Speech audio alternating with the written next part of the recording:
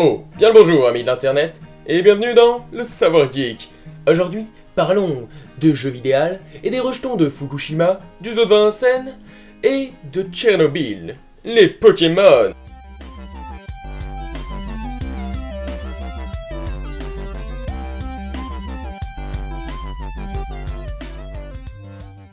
Ah là là, attrapez-les tous. Ce refrain aura bercé ma jeunesse. Comment ça, pas toi? Bah, c'est que t'as pas eu de jeunesse. Bref, avant de débarquer dans le sujet, il va être nécessaire de placer quelques bases pour ceux qui n'ont jamais connu Pokémon. Il y en a parmi nous, c'est pas une tare. Dans Pokémon, vous êtes vulnérable à tout. Quand vous vous déplacez dans les hautes herbes, vous pouvez vous faire agresser par n'importe quoi. C'est hyper dangereux, regardez. Mais bon, si vous avez de la chance, il se peut qu'aucun ne vous attaque.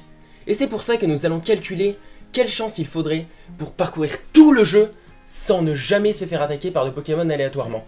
Alors après, pour les combats sur la route, etc., nous allons admettre que... Jean, prends ce ratata niveau 100 et va conquérir le monde. XPT des LOL, très génial. Voilà, ce petit problème réglé, désormais il va falloir décider de quel jeu nous allons parler, parce qu'il y a quand même eu 25 jeux canon Pokémon, c'est-à-dire les jeux de la série principale. On va même pas compter tous les jeux qu'il y a autour, sinon on partirait vraiment loin. Alors je me suis permis de faire une petite enquête personnelle, vous voyez, et il en ressort que le jeu qui a été le plus acheté est la première version de Pokémon, Pokémon Rouge, et donc que j'ai aussi possédé, oui, malgré mon jeune âge, le marketing de Pokémon a bien fait les choses, et étant grand fan du dessin animé quand j'étais jeune, tous c'est tard, eh bien mes parents ont trouvé sur eBay les 3 premiers jeux Pokémon, et j'en suis un heureux détenteur. Enfin bref, donc nous allons baser nos calculs sur la première génération qui est composée de Pokémon jaune, rouge et bleu, et vert au Japon. Alors pour baser nos calculs, c'est simple, nous allons nous baser sur cette formule qui semble assez simple de premier abord, et nous a pris beaucoup de temps à trouver, parce qu'en réalité, le X que vous voyez ne correspond pas à une valeur proprement donnée. Il a fallu aller chercher dans plusieurs endroits, et au final, la réponse nous l'avons trouvée dans un guide Pokémon, la première génération. Alors en effet, ce X correspond au taux de rareté de tous les Pokémon dans la zone. Et donc il nous permettra de déterminer la chance que vous avez en marchant dans une mauvaise herbe, de tomber sur un Pokémon sauvage. Et donc pour ça, nous allons suivre toute la map, toute la carte, tout le parcours que fera le héros, et compter dans combien de mauvaises herbes ou même de grottes dans lesquelles il passe. Et pour ça, c'est tout de suite. Voilà, j'ai désormais parcouru toute la carte en un instant très rapide. En réalité, ça nous a pris beaucoup de temps. Le premier endroit où nous allons croiser ces dangereuses créatures s'agit de la route 1, si bien nommée, qui reliera votre village de départ à Jadiel, la première ville. Nous allons parcourir cette route 3 fois. 3 fois, qui correspondent aussi à 46 cases que nous allons parcourir. Et pour chaque case, nous aurons une chance de 17 de tomber sur un Pokémon.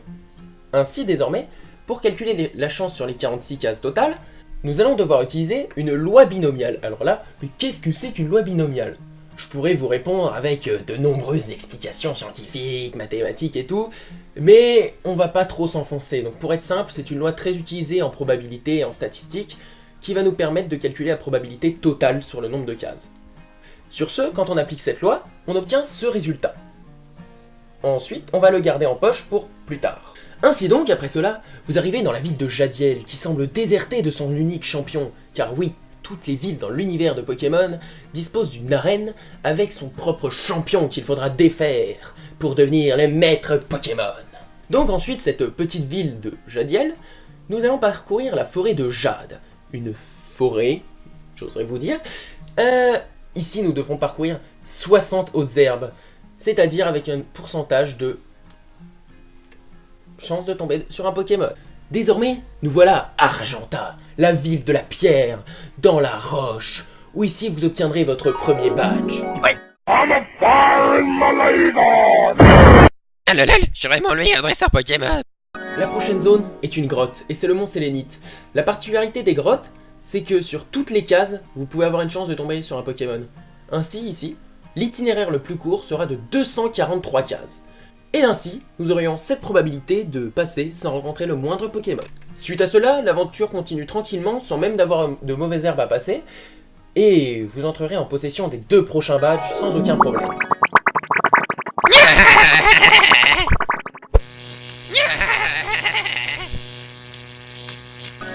pour les prochaines bestioles à affronter, elle se trouve dans l'endroit si bien nommé de la grotte.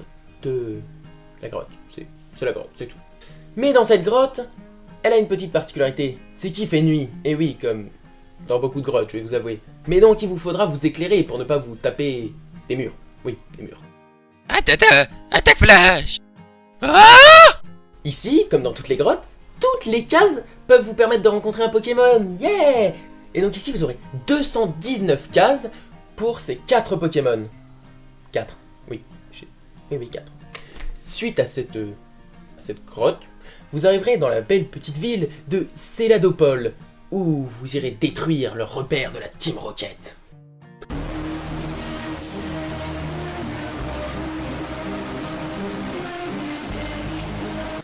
Et désormais, vous en serez à la championne de type Weed.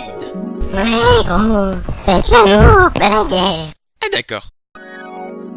S'ensuit le pire de tous les obstacles.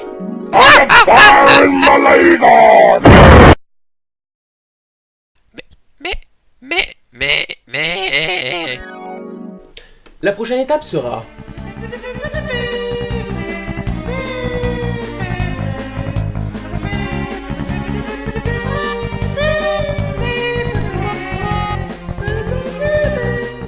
Et oui, c'était la réponse B et C. Oui, c'est 4. Je peux pas faire des lettres avec mes doigts. Dans cette tour hantée par le souvenir de tous les Pokémon décédés, vous ne pourrez rencontrer que ces 3 Pokémon. Ainsi, vous aurez 7 chances de survivre.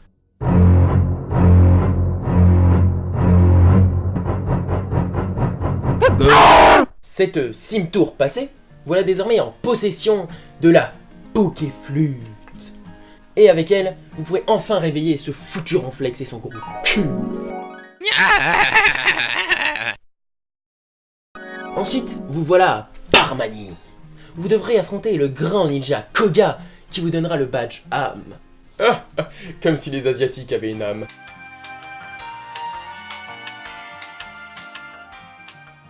La prochaine étape de votre voyage se déroulera à Safrania, capitale de la région et centre économique, où vous pourrez trouver un des 2 Pokémon de type combat unique, la Master Ball, plein de CT, de la limonade, un sandwich au poulet.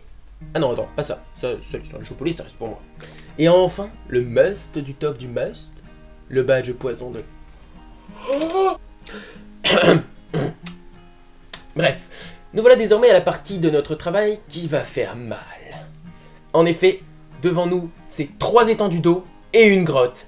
C'est-à-dire plein de cases à parcourir avec des Pokémon qui peuvent nous attaquer. Yeah! Lol, mais comment on va faire avec toute cette eau? De l'eau. Hein? Quelle eau? Oh là là, le temps serait fâché par ici. Bien le bonjour, voyageur. Ah là là là là, un pigeon qui parle. Mais non. Bon, allez, j'ai pas le temps. Au revoir petit oiseau. Donc, pour tout résumer, en gros, on a 7 chances de passer. Voilà désormais à Croix-Moisille. La particularité, c'est que ces îles sont éloignées du continent. Ainsi, de nombreuses rumeurs circulent et on raconte que de nombreux scientifiques ont fait des expériences terribles. En témoigne la présence du manoir Pokémon, où fut créé Mewtwo, le clone dopé aux hormones et aux OGM de Mew. Mais bon, outre cela, la plus horrible de toutes les expérimentations qui a eu lieu sur cette île, c'est la moustache du champion de cette île, Auguste, qui est issu d'une terrible mutation qui lui a valu la perte de ses cheveux. Prends ça, le vieux. Je suis pas vieux. Suite à cette défaite cuisante, Auguste décida de se mettre à la chanson et de devenir une icône de son île. Viens danser sous le soleil Croix-Moisille. Vous connaissez la suite, sauf que, pour une fois, nous n'aurons pas à prendre la mer. En effet, sur l'île de Cramoisil, vous pourrez trouver la CS Vol. C'est une capacité qui va vous permettre de retourner dans n'importe quelle ville que vous avez visitée auparavant. Et c'est vraiment bien parce que on n'aura plus à parcourir ces foutus épantiers d'herbe. De plus, nous n'aurons plus rien à calculer pour l'instant, car nous retournons à la ville de Jadiel où le champion est de retour. Et quelle surprise n'est-elle pas qu'il s'agit de Giovanni. Moi, il ne savait pas que c'était moi son papa. Non, c'est impossible. En effet, mais j'avais terriblement envie de placer cette réplique. Ah Ah d'accord. Ça ne sera pas aussi simple qu'avec les autres. O, G, M et PK. Eh bien, car...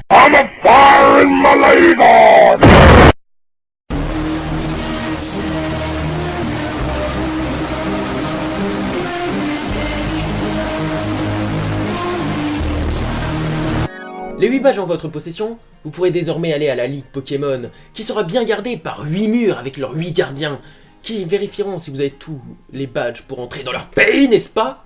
Ici, c'est assez simple, nous aurons 2 herbes que nous serons obligés de parcourir avec 5 Pokémon, donc approximativement 60% de chance de passer tranquille.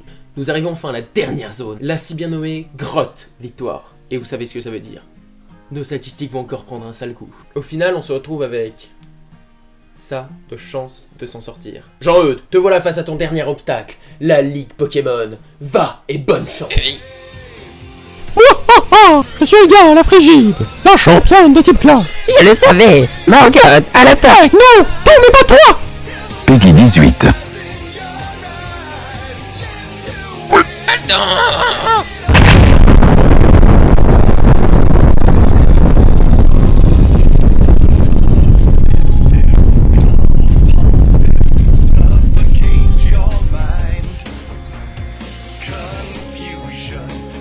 Rayon laser.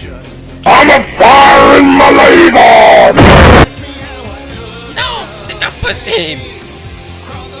Je suis tellement vieille que je suis insensible à toute attaque.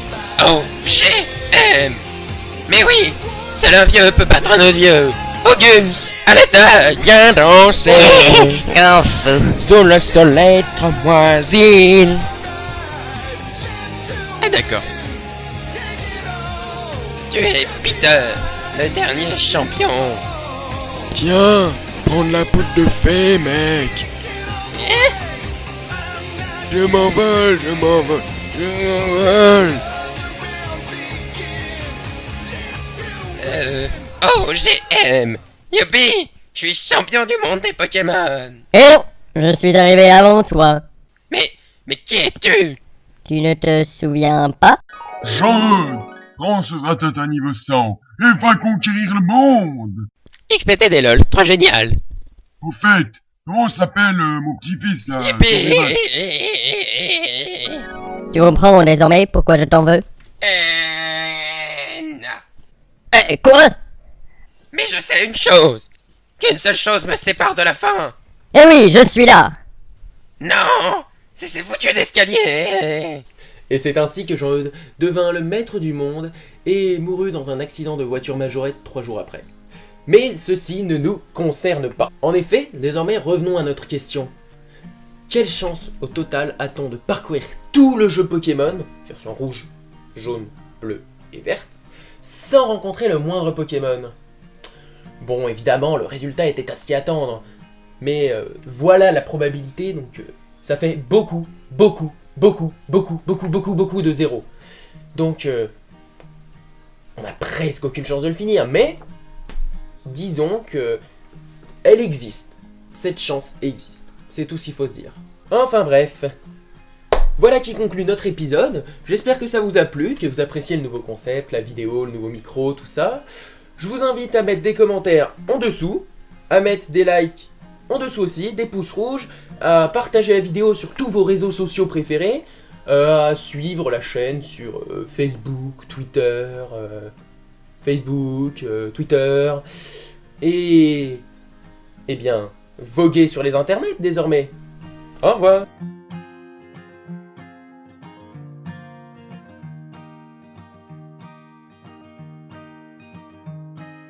N'hésitez pas à donner de l'argent sur le Tipeee, on adore l'argent, plus d'argent.